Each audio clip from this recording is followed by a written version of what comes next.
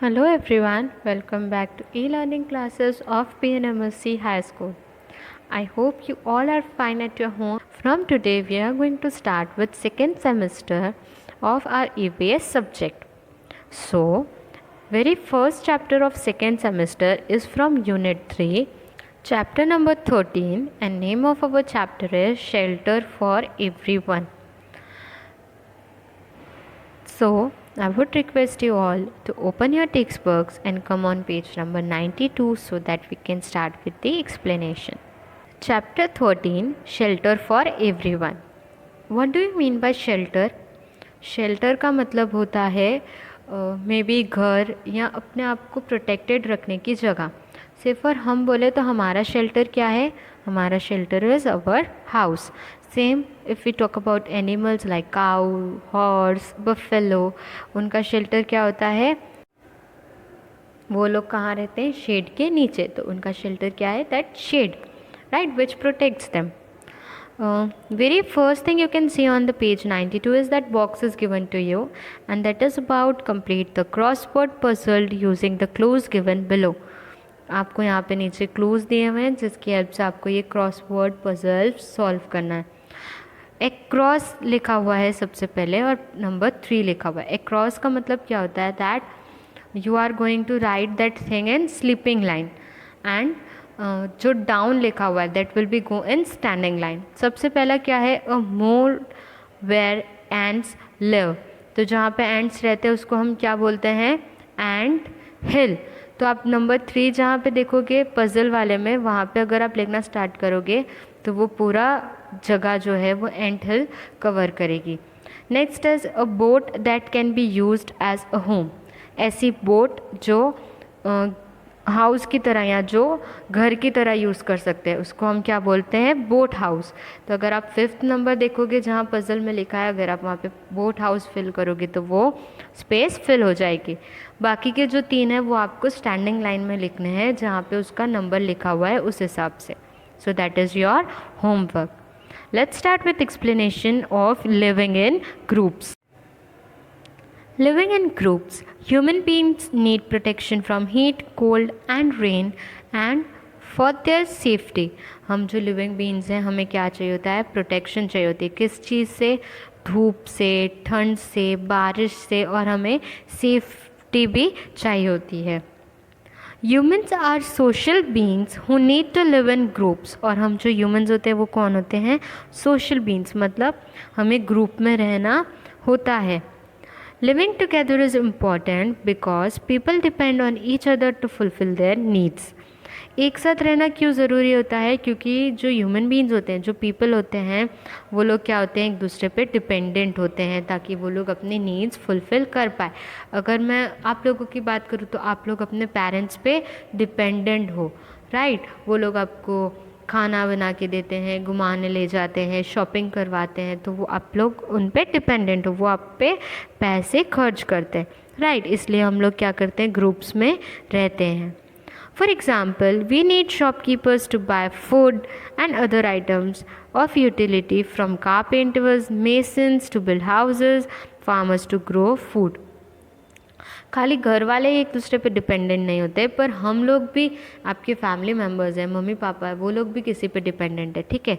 अगर हमें कुछ फूड आइटम चाहिए, say for if we need some dal और if we need some kind of rice, तो हम क्या करते हैं? शॉपकीपर के पास जाते हैं और उनसे लेते हैं. तो हम शॉपकीपर पे क्या है? डिपेंडेंट हैं, राइट. सिमिलरली अगर हमें घर के लिए टेबल, चेयर या कुछ चाहिए तो हम कहाँ क्या करते हैं? हम कारपेंटर के पास जाते हैं. So we are dependent on carpenters. अगर हमें घर बनवाना है तो we are dependent on masons.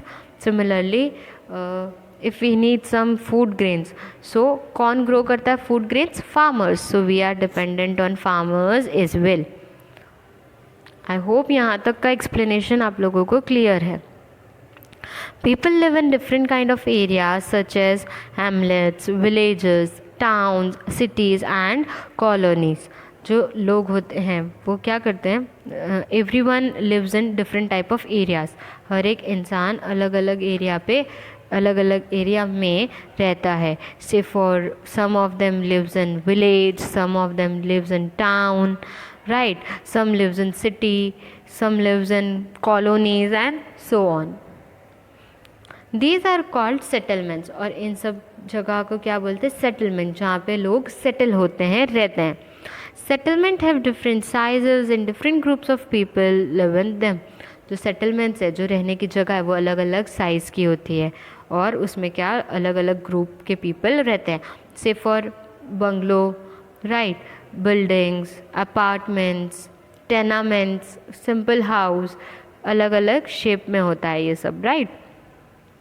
Hamlets and villages are located in rural areas. जो hamlets है और villages है वो क्या है? rural areas में होते हैं, छोटी सी जगह होती है.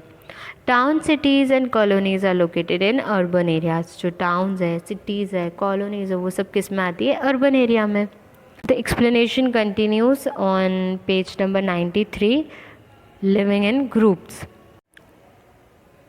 Within these settlements, people who live close to each other in a particular area form a neighborhood. और क्या होता है? ये settlements के ये settlements में जो रहते हैं और उसके आसपास जो लोग रहते हैं वो लोग एक दूसरे के क्या बन जाते हैं? Neighbour, right. आपके पास में भी कोई रहता होगा, कोई फैमिली रहती होगी, तो वो आपके क्या बन जाते हैं? वो लोग आपके नेबर्स बन जाते हैं. तो उसे हम क्या बोलते हैं? Neighbourhood. Neighbors share certain facilities like roads, parks, shop, community club, etc. जो neighbors होते हैं वो हमारे साथ क्या करते हैं? कुछ कुछ फैसिलिटी शेयर करते हैं. से फॉर पार्किंग स्पेस हो गई, कोई शॉप हो गई, रोड शेयर करते हैं, right. A good neighborhood is one where people live together in harmony. एक अच्छा neighborhood क्या माना जाता है? जहाँ पे सारे लोग मिलजुल कर शांति से अच्छे से रहते हों. Every settlement is divided into different areas that are used for different purpose. सारे जो settlements है वो अलग अलग areas में divided है जो अलग अलग purpose के लिए use किए जाते हैं. People's home are located in residential areas. लोगों के जो घर हैं वो रेसिडेंशियल एरियाज़ में लोकेट होते हैं. रेसिडेंशियल एरिया मतलब जहाँ पे लोग रिसाइड कर सके, जहाँ पे लोग रह सके. Commercial areas have market, shops and offices. जो कॉमर्शियल एरियाज़ होते हैं वहाँ पे क्या होती है? मार्केट होते हैं, अलग अलग टाइप की शॉप्स होती है, ऑफिसेस होती है, उसे हम क्या बोलते हैं? Commercial area.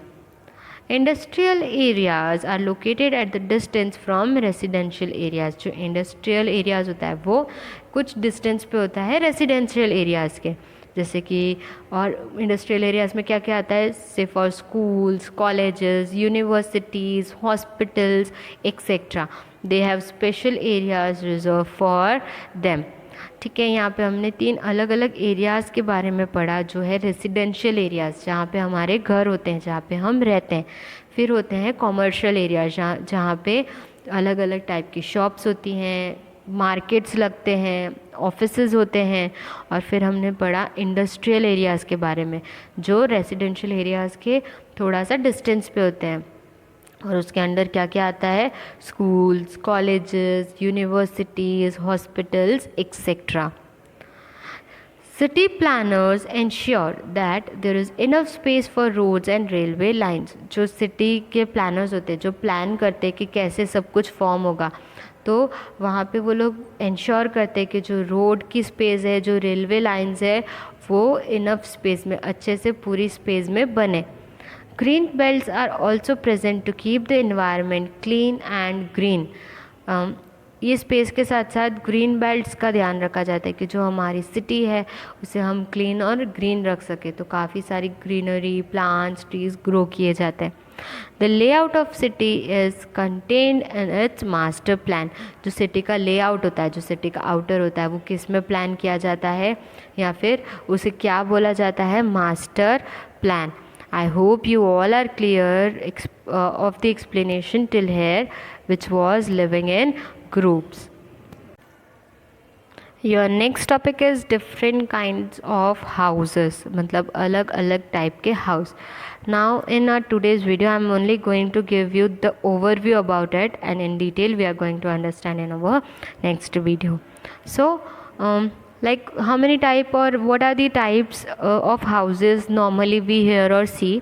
So look at the paragraph given below.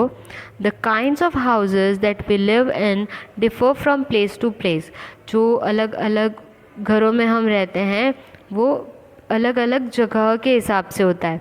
The climate, geographical features of a place, the building materials available, the cost involved, the occupation and the preferences of the people determine the kind of houses that are built. अब अलग अलग चीज़ें matter करती है. ठीक है, सबसे पहले क्या चीज़ होती है? क्लाइमेट. जहाँ पे हम रह रहे हैं वहाँ का क्लाइमेट कैसा है.